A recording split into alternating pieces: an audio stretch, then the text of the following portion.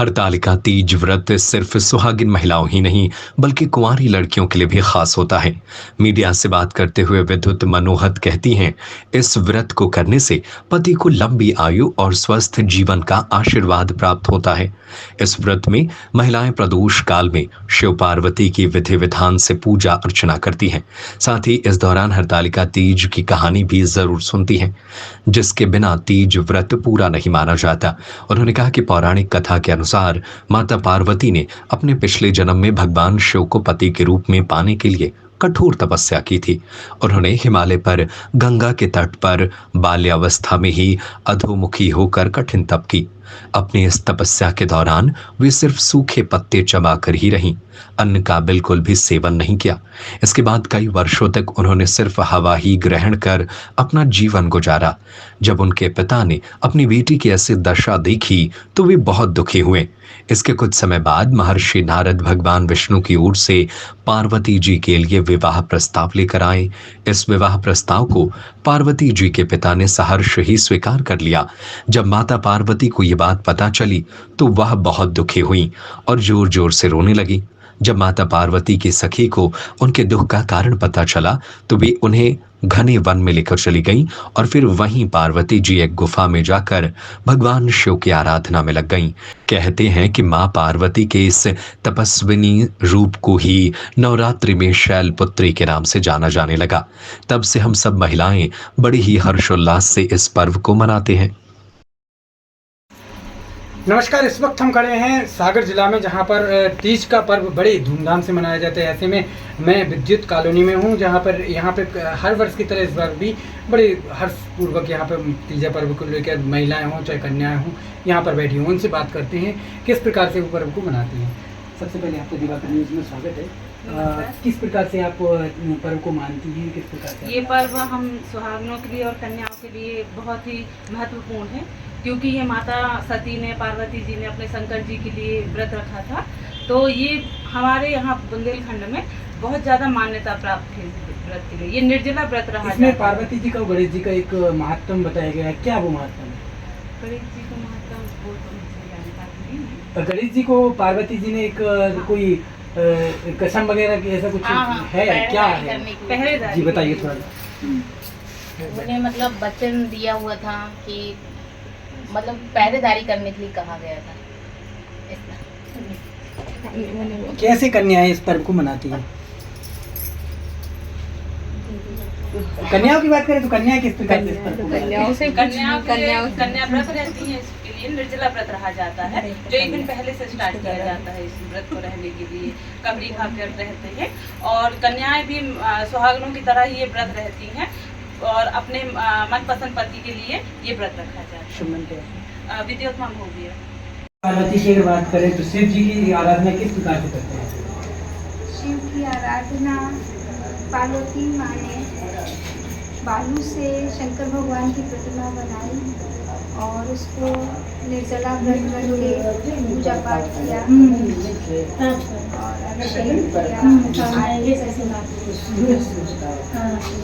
पार्वती की भी बात की गई है, तो पार्वती मैया ने क्या ऐसा फरमान था शिव जी से? मुझे आप पति के रूप में तपस्या की है शिव जी ने। पार्वती ने शिव जी की तपस्या की कि हमें अच्छा वर मिले, मतलब हमें शिव जी मिले। मतलब हम उसने इतनी तपस्या की, 12 वर्ष तपस्या की पार्वती जी ने, 12 वर्ष तपस्या। लेकिन अपन के लिए एक दिन का है तपस्या, निर्जला व्रत है। पार्वती जी ने तो 12 वर्ष तपस्या की और वन में मतलब खूब तपस्या। शंकर जी मतलब बहुत प्रसन्न थे, मतलब उनको मतलब इतना अच्छा वर की शादी बढ़िया वर मिल गया। वर मिल गया। कन्याओं की बात करें तो कन्या इस व्रत को, आप भी अभी नए सुहागन हैं, किस प्रकार से आप व्रत को करते हैं? निर्जला करते हैं, शिव जी पार्वती जी की पूजा करते हैं, पूरा समस्त परिवार पूजा करते हैं। पार्वती जी ने कुआं में ही पूजा की थी शंकर जी के बालों को बना के, और पार्वती जी ने शंकर जी को वर मांगी थी। विष्णु जी से पूजा होने वाली थी, उन्होंने बोला कि हमने शंकर जी को सौंप की है, इसीलिए व्रत हरतालिका तीज व्रत के नाम से जाना जाता है। शंकर जी पार्वती जी के सभी लोग घर पे ले गए थे और उन्होंने पूजा की और हरतालिका तीज के बाद जाना जाता है। हम लोग अन्न जल नहीं करते हैं, नहीं पीते हैं। पूरा 24 घंटा पहले पूरा रखते हैं, बाद में पूरा पूर्ण व्रत पूर्ण करके तब अन्न जल ग्रहण करते हैं। पति के लिए, लंबी आयु के लिए हम लोग व्रत करते हैं। ये सिंदूर जो आप लोग लगाते हैं, आज के दिन सिंदूर का बहुत बड़ा महत्व रहता है, किस प्रकार से महत्व रहता है? ये तो हम लोग तो ये बिहारी लोग बना रहे हैं। किस प्रकार से आप लोग इस व्रत को आप लोग जो रखते हैं, किस प्रकार से मानते हैं? जैसे एक बार सीता मैया ना लगा रही थी तो बजरंग बली बोले आप यहाँ से सिंदूर क्यों लगा रही हैं माता? तो बोली कि हमें मतलब भगवान श्री राम से बहुत प्यार है और वो भी हमसे बहुत प्यार करते हैं, इसलिए हम लोग यहाँ से लगाते हैं। तो इसीलिए लगा रहे हैं हम लोग भी। ये मतलब बिहार में ही ज़्यादातर चलता है। पति की शिव पार्वती का कैसे व्रत को मानते हैं हम? जैसे सुहाग बनाए रखने के लिए पूजा करते हैं, साग बना रहे हैं हम लोग, इसलिए शुभ समृद्धि बनी रहे। कुछ कन्याएं भी इस व्रत को रखती हैं, वो कैसे मानते हैं? तो इसीलिए अच्छा पति मिले, अच्छा पूजा करेंगे, अच्छा। इस व्रत का अगर आप बात करें, सुबह से आप लोग कैसे व्रत को? हम लोग तो सुबह से निर्जला रखते हैं, कुछ पानी नहीं, सुबह सुबह से लेकर रात तक निर्जल, फिर सुबह दूसरे दिन हम लोग व्रत खोलते हैं। निर्जला व्रत की बात है और रात में आप लोग किस प्रकार से कार्यक्रम करके पूरा रात जागरण करते हैं? हम लोग ये सजाते हैं, ये फुलेरा इसको बोलते हैं, और ये त्योहार पार्वती माँ ने शंकर भगवान को पानी में दी थी। पूरा दिन निर्जल रह के वनों में तपस्या करके ये त्योहार की थी। गणेश जी का क्या महत्व है इसमें?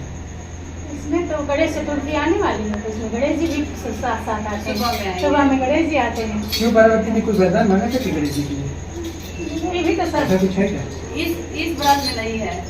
किस व्रत में वो भी थोड़ा सा बताइए। ये गणेश चतुर्थी में होगा शायद।